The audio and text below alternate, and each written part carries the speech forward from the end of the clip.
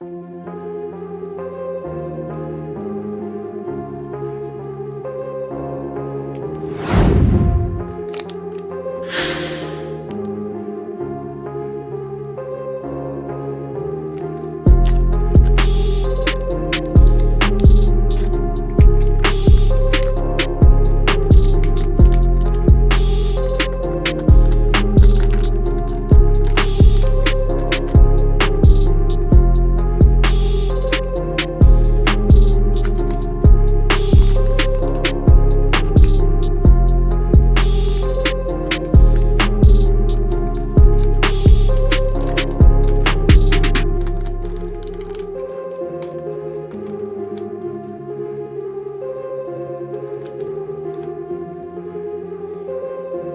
have a module.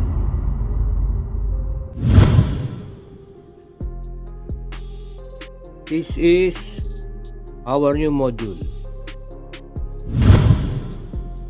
DRB 8833 motor driver module board. That is the IC. Included are the SMD components, and then at the back we have the pin out, input, ground, VCC, input again, and then to the right we have EEP, out, then ULT.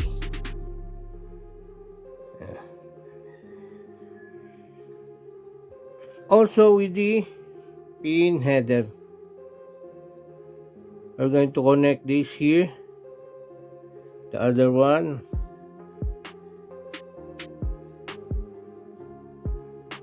so that we can use this motor driver. So what is our objective? We're going to use this motor driver board to control this car robot. This is a car robot. It has this wheel, coaster, and then wirings. This with the DC motor. This is gear motor. So I already assembled it from my past projects. So we're going to control this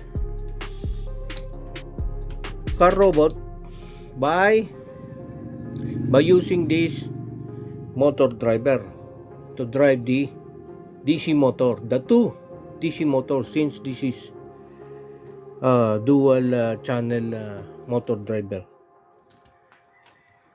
We can move this car robot forward, reverse, turn left, turn left, or turn right, turn left. Okay? And the control we're going to use is just 4 buttons. This is the control. We're going to use this push button to control the motor driver to move the car robot forward, reverse, turn right, then turn left. That is the movement of the car robot.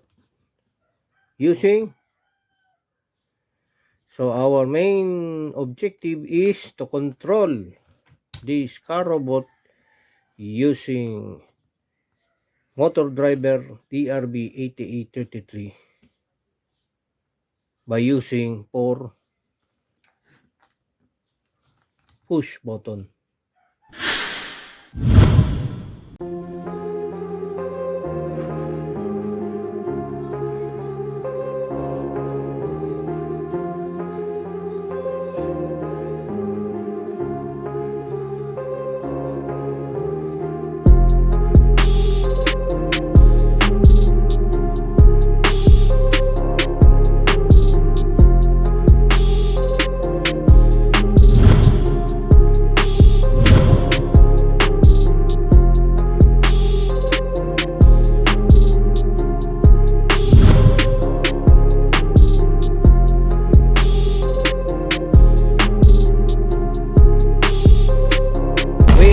the DRB 8833 motor driver here in the breadboard mounted. Together is that's the 4 push buttons into the breadboard via jumper wires. Also, the 2 motors are connected to the DRB 8833. And we have 2 power or voltage supply. For the motor driver, we have this combination of 3.7 volts in series. So it is equal to 7.4 volts for the motor driver. And then we have a separate supply for the logic or the logic operation for the push button. Separate supply for the push button, 3.7 volts. So what are we going to do? We're going to test the motor, its rotation, forward and reverse, or clockwise, counterclockwise. Let us first test blue button.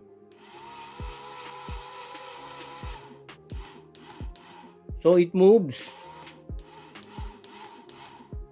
counterclockwise, whereas the yellow button clockwise.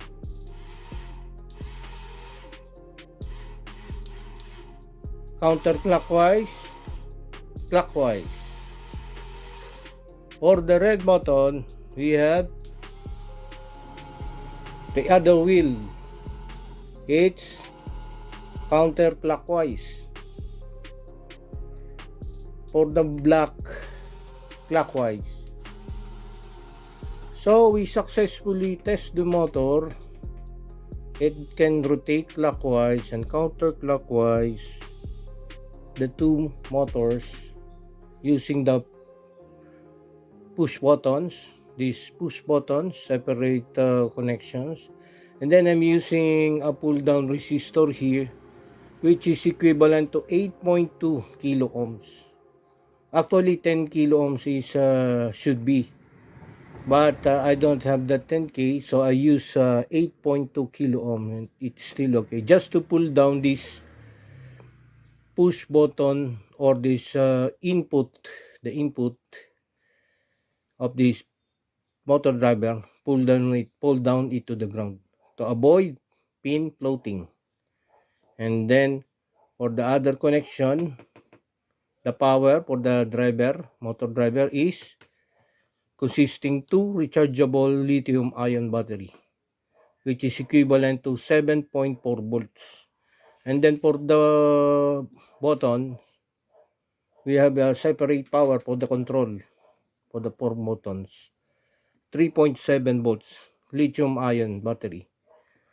Why is it we separate the two supplies for the driver and then for the buttons? Because in order to avoid logic issues or the operation of on off of the switches or the control, to prevent any issues that will arrive during the operation of or using these buttons when we press the button, so that we can separate the control system and then the power system, power voltage, and then the logic voltage. So logic voltage here is 3.7 volts, and the power logic or the DC motor voltage is 7.4 volts. Separate voltage supply.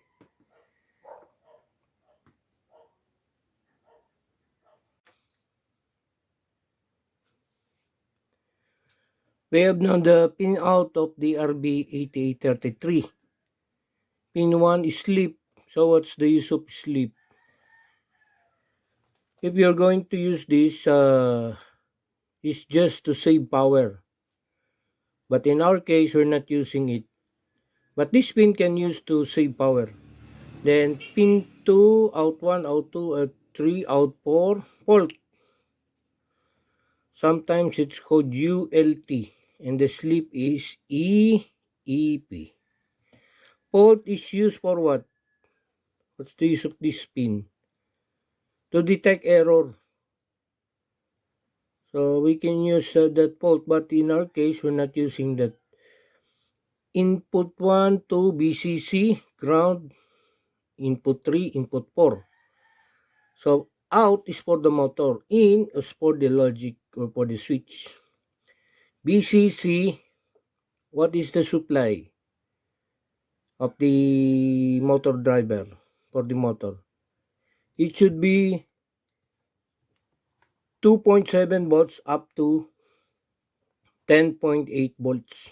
Motor voltage supply for the motor. But in our case, we're using 7.4 volts.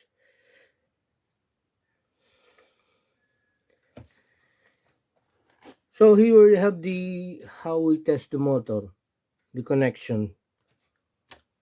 So the switch 1 connected to 1 and 1 with resistor pull down 8.2K. Actually, it is 10K, the best resistor, but I don't have 10K, so I'm using 8.2 kilo ohms. Pin 2, pin 3, IN4, input 1, input 2, input 3, input 4. They are all pull down, have a pull down resistor for the switch 1, 2, 3, 4. And there, it has a separate supply 3.7 volts. Why is it we have a separate supply? So that we can perform the logical operation smoothly, or we have no logic issues. So we have a stable supply. We need to separate the supply because we're using the switch to perform the logic operation. This 3.7 is we call that a logic voltage. Logic voltage. What is logic voltage? Should be 3 volts up to 5 volts. So we can supply here input, or the input you can use 3 volts to 5 volts. Or the logic, it means that is the on and off the input voltage, signal input voltage we're going to use. Logic is referring to the high and low of the signal input. So initially it has a low because it is grounded. Once we press the switch, it will turn into high. The low here is 0 volts, while high voltage is 3.7 volts. Because this logic pins or the voltage, we connected this also to microcontroller, but in our case we're using the switch for manual operation. That's why we have the separate voltage for the motor, because it consumes a lot of current connected to out 1, out 2, out 3, out 4. So when we press the switch 1, initially it is low, it's pulled down to the ground. When we press it, becomes high, or at logic 3.7 volts. It means in a logic, do you remember that we have two logic, high and low? High is 3.3 volts and low is 0 volts. High, low means turning high. When we press the switch, it will cause the motor to move clockwise or forward. Switch 2, if we press it, it moves counterclockwise, the motor 1. Switch 3, this one is clockwise, this one is counterclockwise. For switch 1, clockwise, switch 2, counterclockwise, this direction. Switch 3, clockwise again, then switch 4, counterclockwise. Counter. So, because of the switch is connected separately with its input pin, we can test the motor for each direction. Could be clockwise or counterclockwise. That's why we have this connection. Remember, the 7.4 volts is a motor voltage for the supply of the motor. We need to separate that with the logic operation. Logic operation means you're inputting a signal, high or low. Oh. Low, referring to zero voltage, high, 3.3, 3.7 volts, not 3.3, 3.7 volts. That is the voltage high.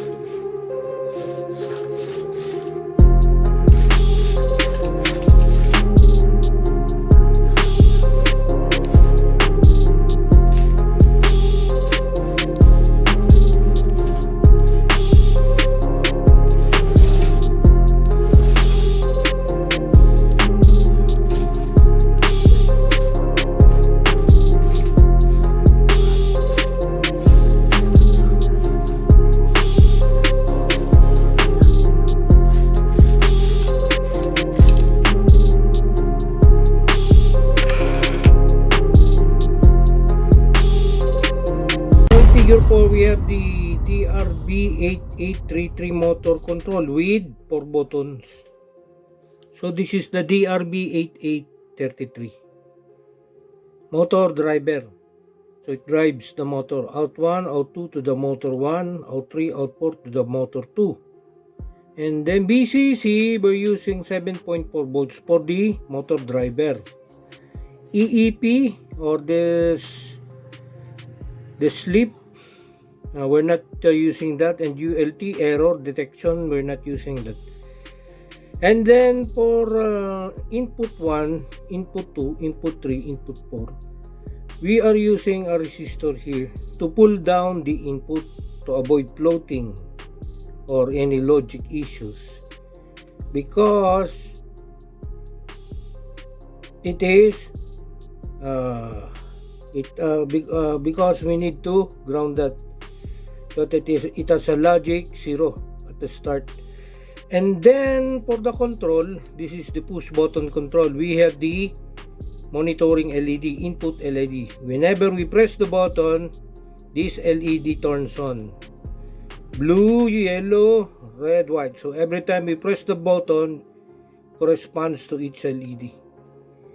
And then push button 1, which is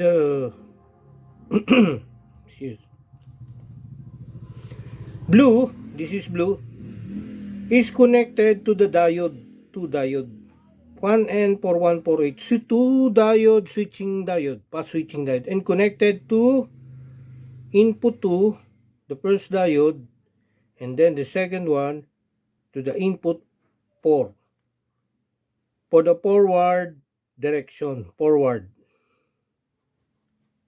So if you're pressing the switch here, it must be, the input 4 must be high, and then the input 2 must be high. So we're injecting current here at the input 4, input 2. Okay? Causing the motor to rotate or to move forward. So we're using a diode. So to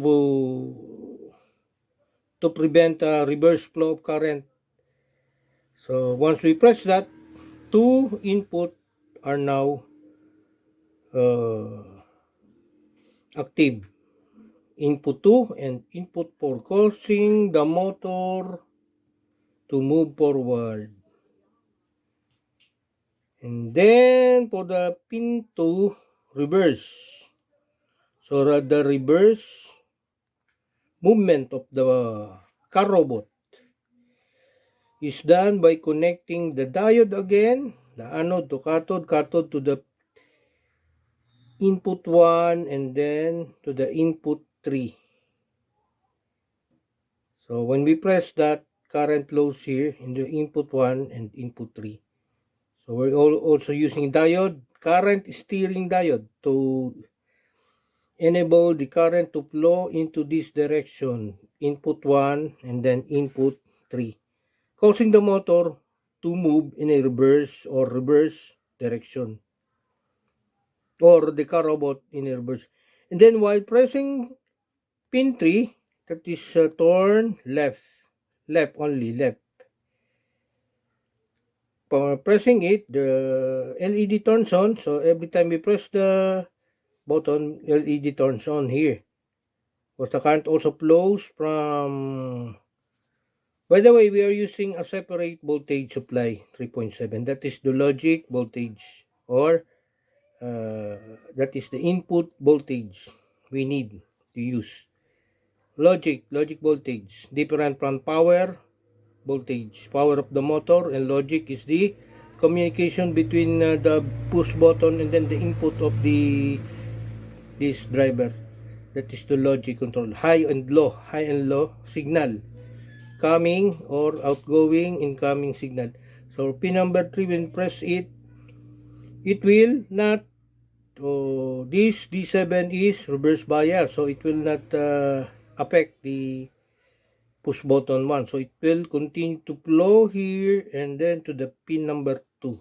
input 2, causing the steering of the car robot to turn left, turn right.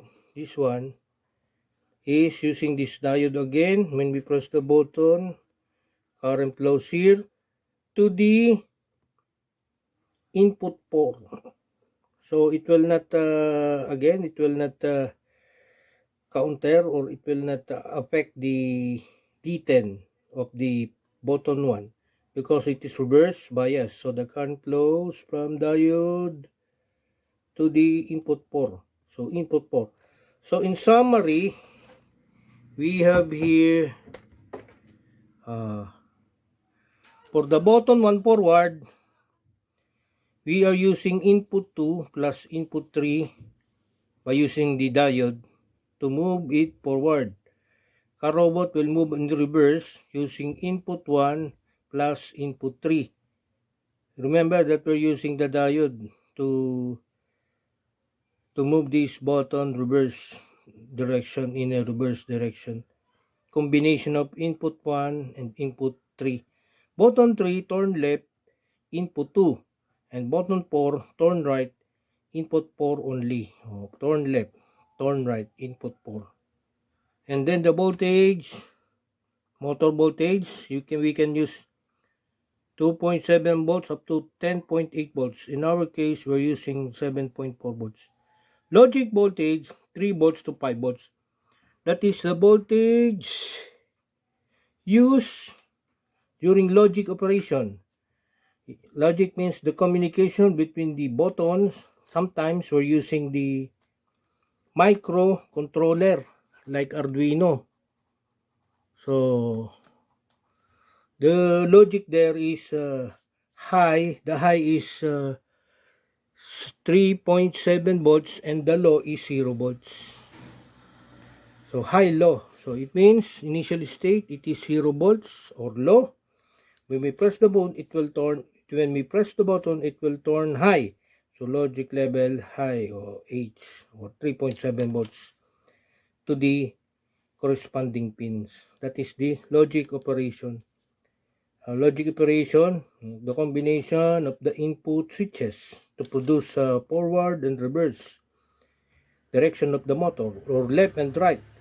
But if we're going to use Arduino, we need the code. But here we're using a mechanical switch, so we're using only a diode, current steering diode, to control the car robot or the motor. Also by using a motor driver, which is capable of handling 2 ampere of current to the motor. That is our control using a motor driver, using the 4 buttons to control a car robot to turn left and right, forward and reverse in direction.